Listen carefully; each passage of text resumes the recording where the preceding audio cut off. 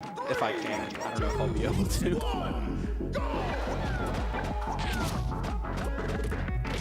It's the plumber from Brooklyn versus the spaceman from space. This is essentially the plot of Independence Day, the movie from 1996.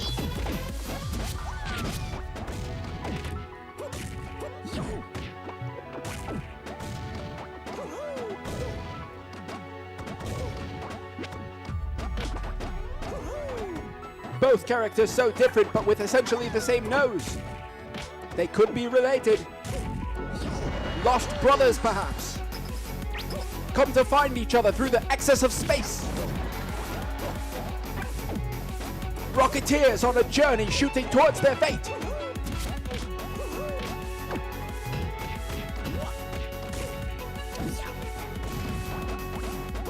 Sad how they disagree. Sad how they can't just have a conversation and solve all their problems together and have a nice lunch. With perhaps biscuits even.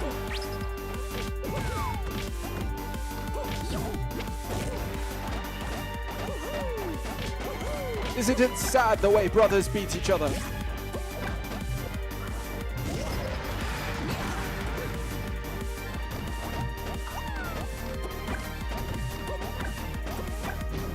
Perhaps it's just a friendly rivalry, disguised as brutal murder between the two of them.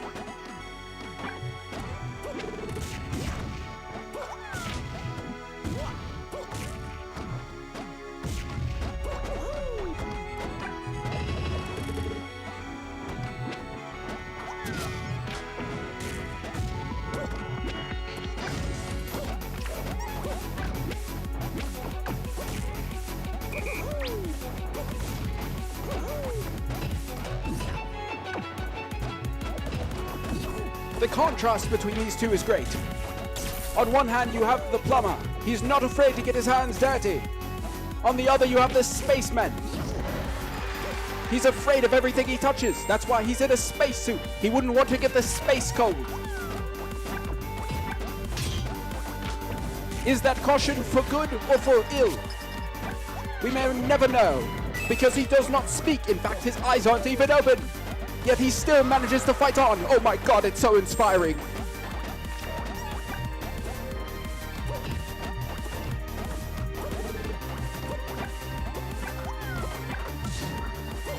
He throws fireballs at him. But against a man who's explored the depths of space and surely come across flaming asteroids and suns, stars shooting through the sky. Can he hope to intimidate his opponent with such a maneuver?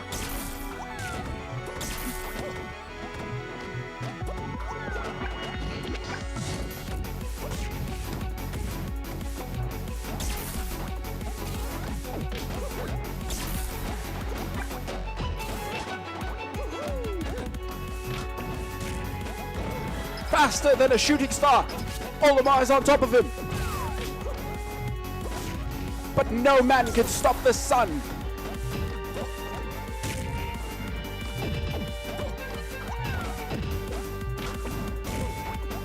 Once again, he goes for a hug. Can you believe the amount of hugging occurring in such a devastating battlefield of ideas? And of mind, and of wit.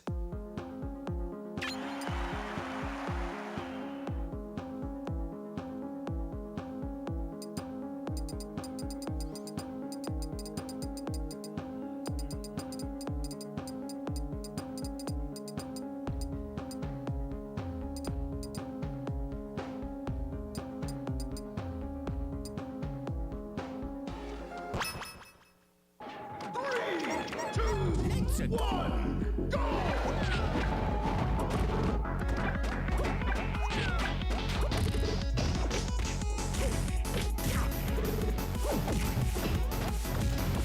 Back to the same battlefield.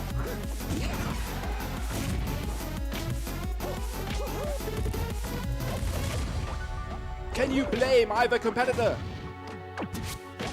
for returning to what they're familiar to? Both looking to press the advantage.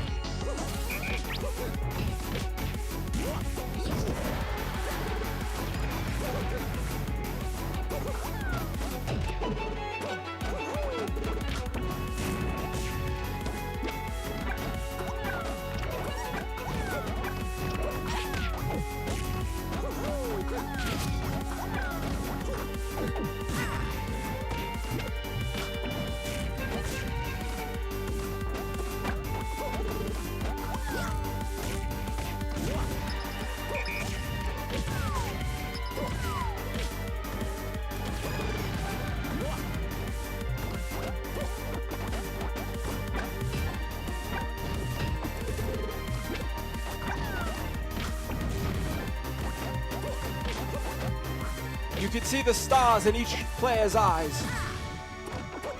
Both what they aspire to shoot for. Somehow, after years of traversing space, Olimar has not lost sight of the stars.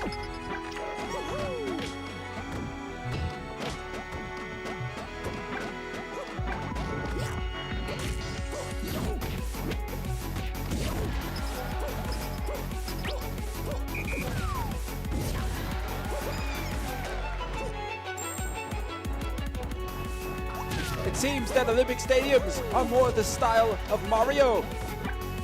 Perhaps there are no Space Olympics. The entire universe is the stage.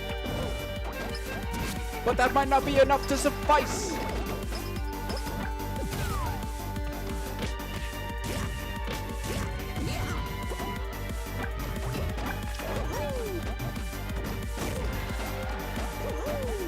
It looks like Mario is set to repel the interplanetary invaders. Oh, good, good. I'm doing a terrible old radio accent, so you can just help me out with that. I'm being overly excitable and whatnot. And he gets the kill. And it goes to Stoks. He turns into a literal star, like those he rode in upon. I can't do the accent. No, that's fine. You can just like make it reasonable, and I'll do the absurd stuff. All right. I'll do what I do best, being a complete maniac. And he takes to the battlefield. They go to the Earth.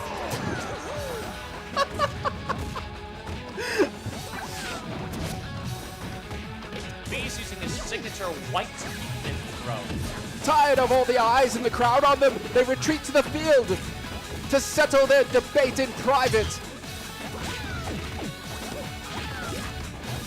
Away from the prying eyes. Oh, that's gonna be a punished dash attack. He's really hitting him hard. He's really using his flame fist move. Both characters with big heads signifying their brain power. Sound like the SpongeBob in the fist. I don't know if he has a name. I don't know.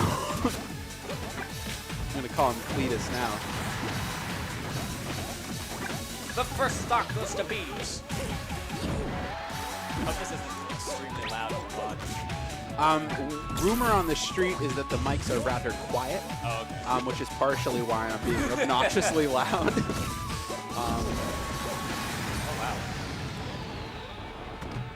Indeed, A stellar down tilt to forward air. it's a good thing that Olimar's eyes are shut, or we might find ourselves intimidated by his opposition.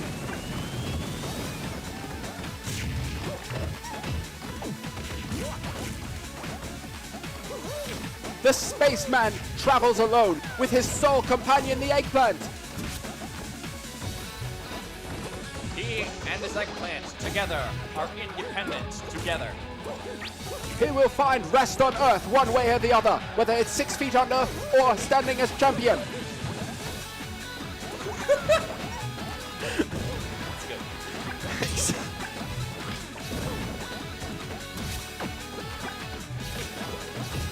He sacrifices the purple Pikmin. Get that trash Pikmin out of here.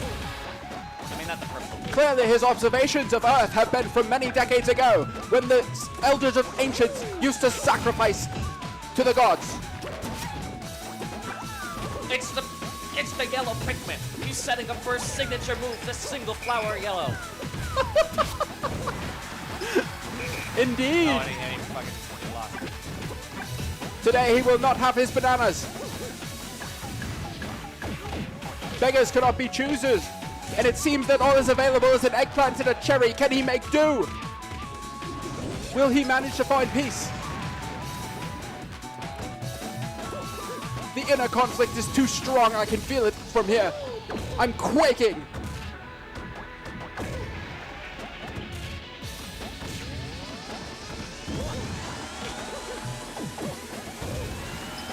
It's perhaps ironic that the spaceman travels with a backpack, yet gets all his tools from the air.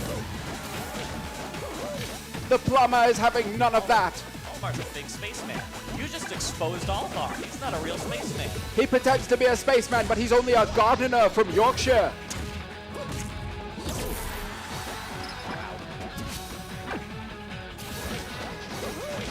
sacrificing to the gods yet again. Does he not realize pagan traditions died long ago? Definitely need to add a Pikmin ghost whenever you throw it off stage, so that you just to make you fully aware of what you're doing whenever you throw it. The spirit ascends to the heavens, signifying that a terrible deed has been done. He gives him the old 1-2 turn around. I don't know what to tell him. Much like the Cape Crusader, Mario finds himself as the Cape Confuser, throwing out his magical cape to confuse his... I don't know what I'm talking about. Olimar armed with both the Pikmin of power and the Pikmin of speed. With both combined, does he have a single weakness? He has crippling alcoholism. This game's winner is...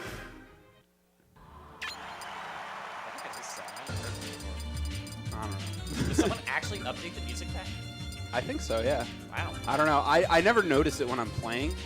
Like, I don't notice the music unless there's, like, vocals that come in, like, oh, yeah, yeah. And then I'm like, oh, no. Yeah. Unsatisfied with the other pastures, they find themselves in a well-mowed resort.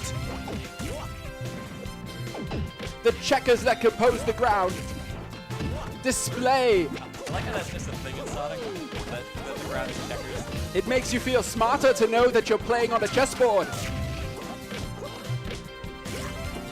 Both players, their intelligence unquestionable.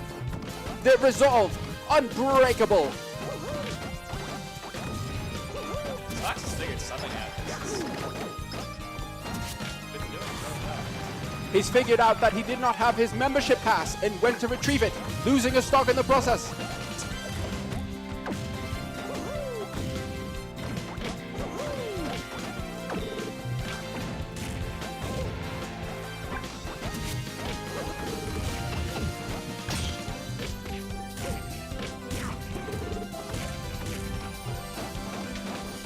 Olimar casually throwing away his minions like a villain in a movie, proving once again that farmers from Yorkshire are the true enemy of mankind. And of Brooklyn.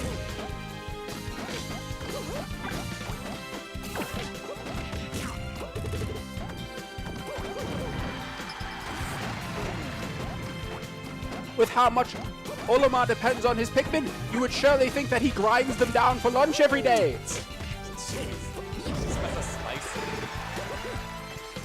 Aliens are spicy!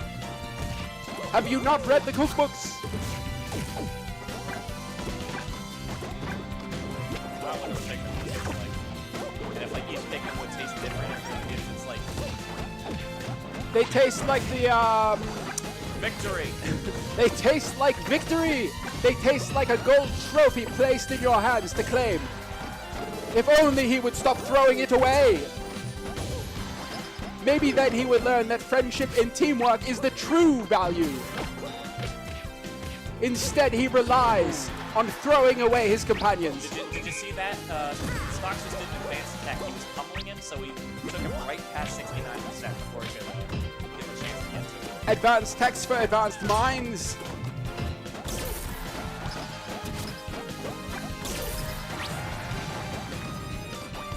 Mario standing solo on the stage, yet his heart is more full than Olimar's could ever be. He does not throw away his brethren.